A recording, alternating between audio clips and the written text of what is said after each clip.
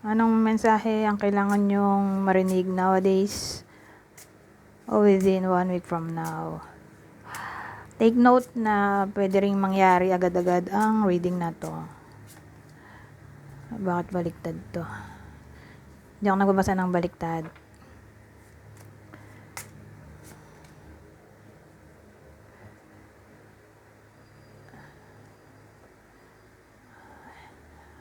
Ano yan?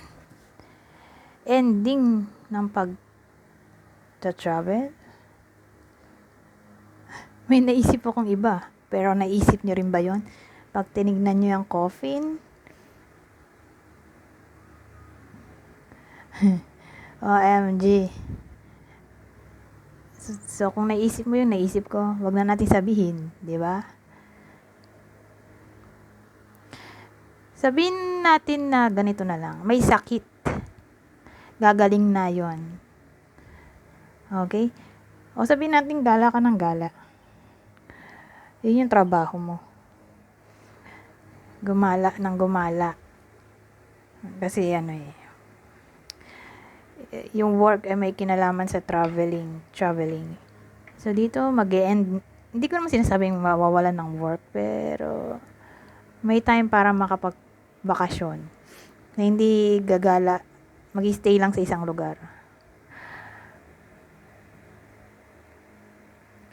Halimbawa, may nami-miss yung iba sa inyo. Mag-e-end na yon.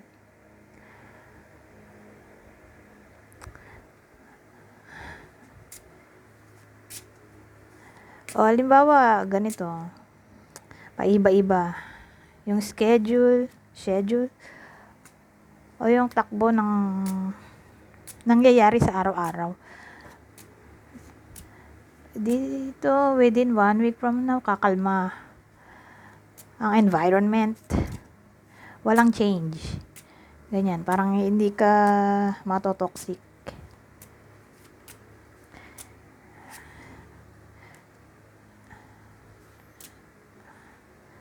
Ito, the ring.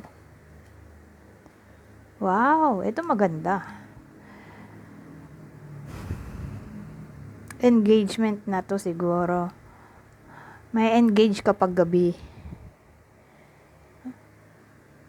Sa gabi ang proposal. O signing ng contract. Posible, regardless kung anong time yan, pero more likely gabi. May star eh. Sa gabi lang naman nalabas yung star. O hopeful na mangyayari ang anything na may kinalaman sa commitment, reconciliation, meeting ng someone new para sa iba sa inyo.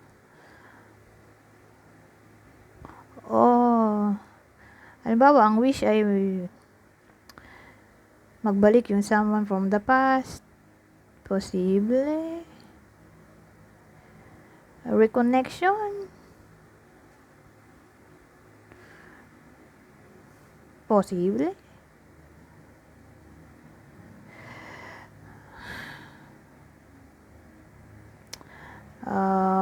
Wala nang maisip.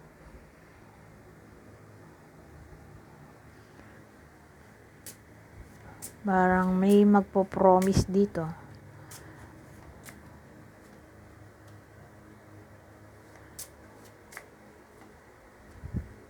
Wow, ito maganda ulit.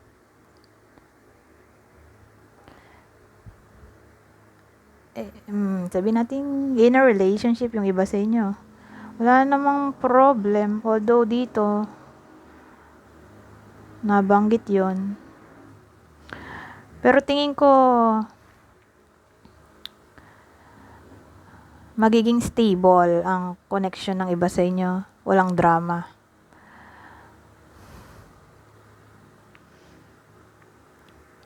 Ngayon, kung single, baka ma-meet nila yung someone na interesado sila sa internet.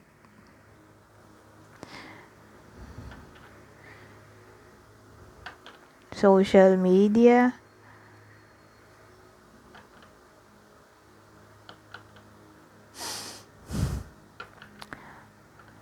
Ayun lang, ayun, naisip ko. Ano maisip? So, regardless kung single o in a relationship, magiging happy.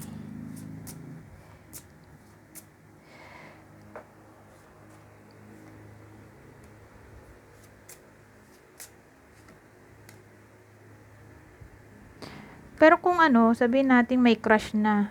Dito, kakabahan yung iba sa inyo for some reason. Baka makita nila yung crush nila o tabihan sila o kontakin sila, who knows. Ano to? Wow, money. Ah, maganda yan.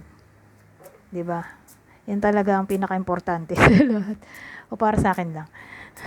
Mas priority ang ano, pera sa relasyon. Ewan ko kung ganun din kayo. Pero, ang dating dito, magkakapera yung iba sa inyo. Pwedeng dahil sa unexpected na money, sabihin natin, tumaya sa anything na parang gambling. Tinake risk yung pera. Ayun, may balik. Doble balik. O baka susweldo na. Kaya ganun. O sabihin natin sa sweldo, mas malaki yung makukuha kaysa nitong mga nakaraang araw. O mga nakaraang sweldo. Dahil maraming OT. O maraming in-income. Ganyan.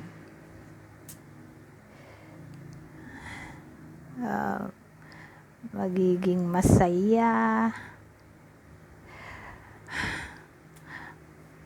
Parang effective kasi yung hard work na ginawa. Ganyan.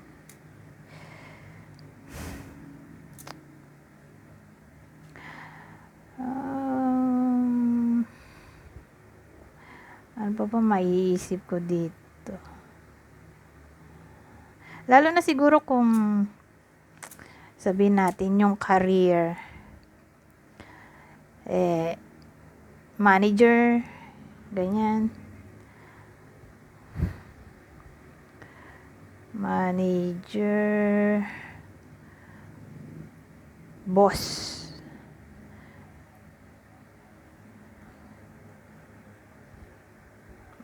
O nagtatrabaho sa bangko. O malaki yung mataas yung posisyon. Malaki yung responsibilidad. Siya yung mas maraming income, tingin ko. Siyempre, sa dami ng inisip niyang responsibility, kaya yan. Mas malaki ikita niya. Pwede rin ganon. Ha?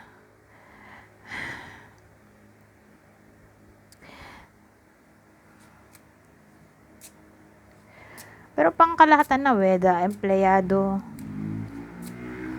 o freelancer, entrepreneur, magkakapera nga. Ito, small money, big money, di pera talaga. Mag-end na ako siguro dyan sa good news. Anyways, hanggang dito na lang. Goodbye for now.